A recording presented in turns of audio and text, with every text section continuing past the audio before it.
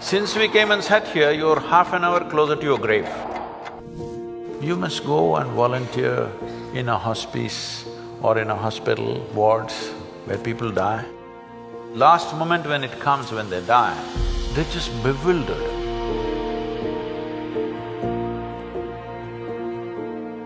My question is, suppose humanity makes it past this very tumultuous phase we're in right now, what would we do if we reach an ideal society where everyone is peaceful and together?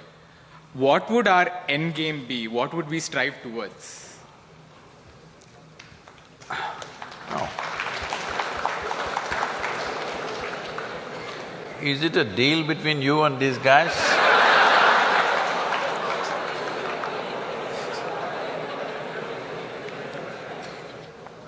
See, look at it this way, because you can't really figure what all these people want. Look at yourself. Right now you're thinking you want to become an engineer. Let's say right now I make you an engineer, this moment. Then you're thinking you need a job, I got your job. Then you're thinking you need a promotion, I got you. Then you think you need an award, I got you. Then you think you need wealth, I got you right now.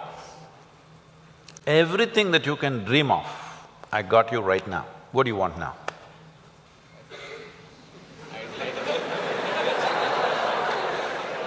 Yeah, I can do that for you.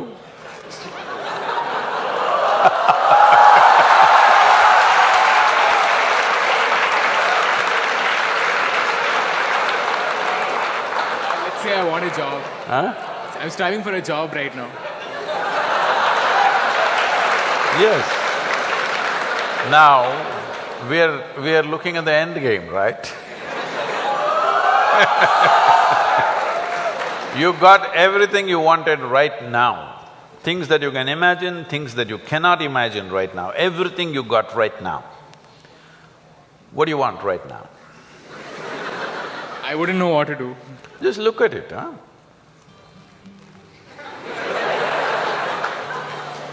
See, when you say this, what it means is, all you want in your life, what you're seeking is struggle. To get a job, it must take 3 years, then you will feel, wow, I got a job. Look at all the people who have good jobs, look at them walking on the street. Are they going blissfully, dripping ecstasy? Hello? Miserable guys, they're getting blood pressure, going to work. They're getting all kinds of ailments, they're freaking out. Yes? So what do you want? Is there a girl here?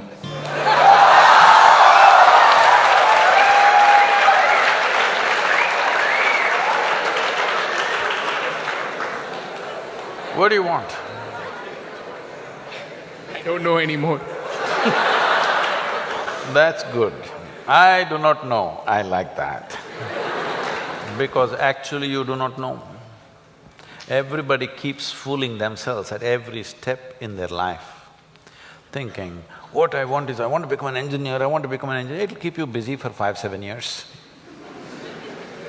Then I want job, it keeps you busy for another 1 or 2 years. Then I want this kind of job, that keeps you busy for another 8-10 years. I want that much money, that much wealth, that keeps you busy for another 25 years. I want this kind of girl, that kind of boy, that keeps you busy for a few years. Then children will come, I want my child to become this. Well, we are preparing for your funeral.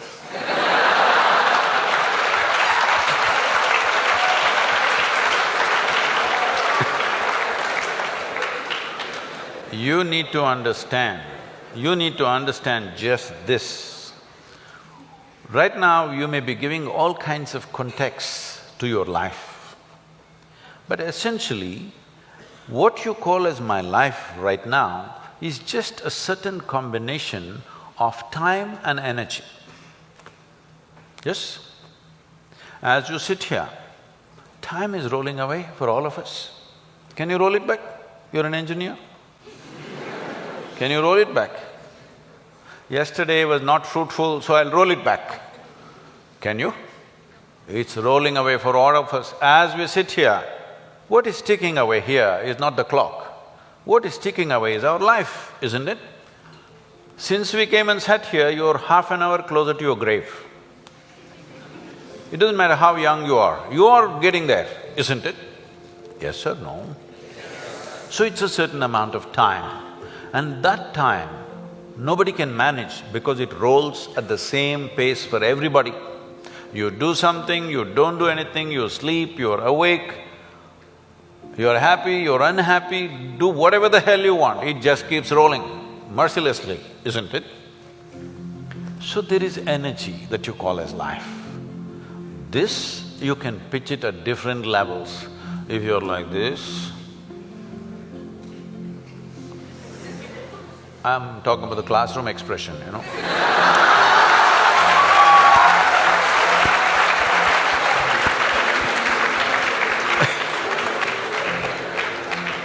If you're like this, 24 hours feel like 1,000 years.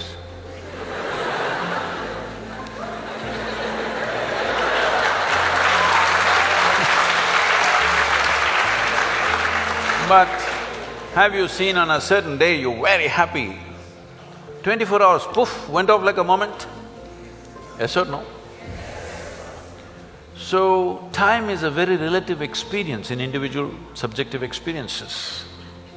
If you're joyful, if you live 100 years, it feels like a few moments, it's gone.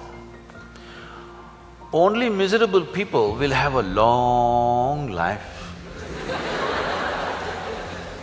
Because if you're miserable, you'll always feel life is too long that you will want to cut it short. But if you're joyful, the possibility that a human being holds, before you look around, it's over, really. But what possibility this carries? So what you need to manage is your energies, because life is a certain amount of energy, it's not limitless, but it can be enhanced. If you function at one level of energy, what you do in 10 years' time, if you function at a different level of energy, the same thing you can do in 1 year's time. So if both people live for 100 years, in terms of impact and profoundness of experience, one has lived for 1,000 years, another has lived for 100 miserable years. So this is all you can do. You may think right now, engineer, this one, that one, these are all limited contexts you're setting for yourself. Fundamentally as a life, it's just time and energy, isn't it? The question is what you make out of it. Do you want to make something out of it? There's no compulsion you have to make something out of it. When I say making something out of it is not a social phenomena I'm talking. What should you become in the society? That's not what I'm talking. Fundamentally, you have come here in terms of life is you want to experience life. Question is how profoundly. Right now, if people want to experience life, what are they experimenting with? They will experiment… not this, this. Yeah, I know you guys.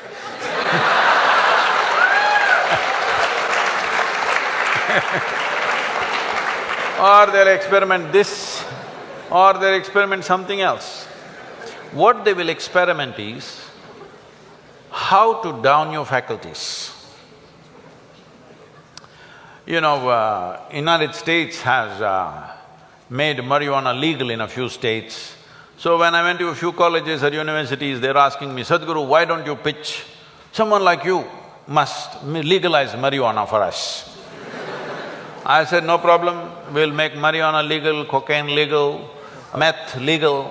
What's the problem? No problem. Only thing is, why is it that you want it to be legal? So that you can smoke up and come to the college, right? It's fine. But let's say you want to fly a small airplane, the pilot comes smoked up. You want to fly with him?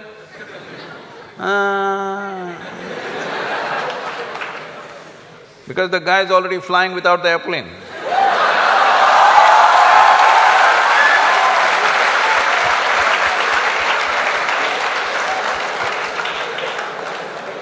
Okay, you're not getting the point. You need a major surgery and the surgeon comes smoked up. You want this surgery? Oh no. Then you clearly understand this lowers your faculties. I want all of you to look at this. Do you believe you can enhance life by lowering your faculties? Hello? If you want to enhance this life, you must super enhance your faculties. That's the only and only way you can enhance this life. You cannot lower your faculties and think your life is getting enhanced. What kind of stupidity is that? Simply because it makes you a little like this. I can make you feel like this all the time. How's that? No substance, I'm always like this only. Look at my eyes, I'm stoned. Yeah. Never touch a substance but fully stoned all the time. Because I want you to understand this, the greatest chemical factory on the planet is here.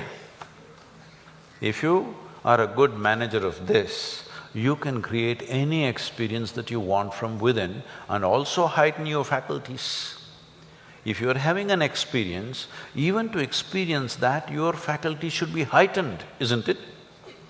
Is this the greatest chemical factory on the planet, most sophisticated? Do you agree with me? Are they chemical engineers? So I'm asking, how are you managing your system? What have you done? We gave you such a sophisticated machine. Have you read the user's manual at least? No. Blindly do this and then you think pumping something is going to make this better? No. Believe me, the only and only way you can enhance this life is that your faculties are super bright. The way you see, the way you hear, the way you smell, the way you taste and the way you touch. If this is enhanced, is life enhanced in many ways? There is much more to it, but I'm saying from what you know from your experience. Suppose you could see twice better than somebody who's sitting next to you. Is your life enhanced? If you could taste better than other people, is life enhanced? If you could feel better, is it life enhanced? If you could hear better, is life enhanced? On this level you understand this, but there are many other dimensions of human faculties. If you enhance this, if you sit here, you will be blissed out simply sitting here. You wouldn't want to touch any damn thing because just sitting here is the greatest experience of your life. So, about what is the end game? If you had everything, what would you want? If you had everything that you can ever dream of, everything is right here, what would you want? You must think, isn't it? I won't supply you with an answer. If you do not invest that much thought into your life, that means you're super short-sighted. Hello? This happened to Gautama the Buddha. You heard of Gautama the Buddha? Because of some astrological prediction that his father heard, that he may either become a great emperor or a great sage, and he wanted him to become a great emperor, he protected this boy and put him in a separate palace where it's all luxury, everything that you can dream of, everything there. Got him married to a very pretty young woman, everything on. No, he should not see any suffering. But one day he just went out. He saw one old man and he asked, why is this guy like this? You know, his chauffeur. His chauffeur or his chariot driver said, oh, everybody becomes like that after a certain time. He said, what, me? I'm a young prince, will I become like that? Hey, yeah, everybody will become like that. It shook him. Then he saw a man who's suffering with some kind of disease, ailment. So why is that guy like that? Said, it'll happen to a lot of people. Who it will hit, there is no prediction. Anybody can become ill. Most people think it happens to other people.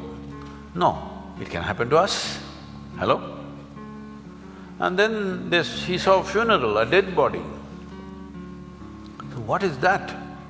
He said, that is inevitable, everybody will die. Do you also know? You will also die. No, because most people believe other people die. No, intellectually they know, but they think they are forever. No, you must be conscious, you're mortal.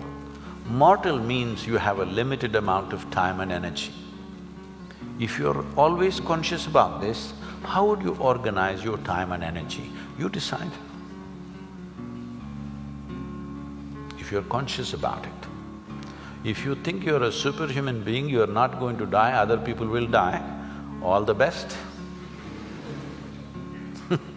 It'll come.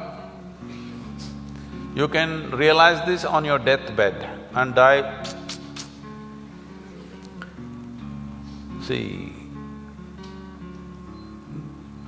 people may think this is extreme, but you must go and volunteer in a hospice or in a hospital wards where people die, and you must see. It's very important, very, very important. Only then you become sensitive to life.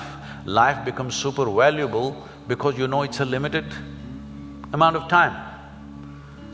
If you watch this, unfortunately today in the world, over 80% of the people, when they… last moment when it comes, when they die, they're not fearful, they're not in pain, they're not in something else, they're just bewildered.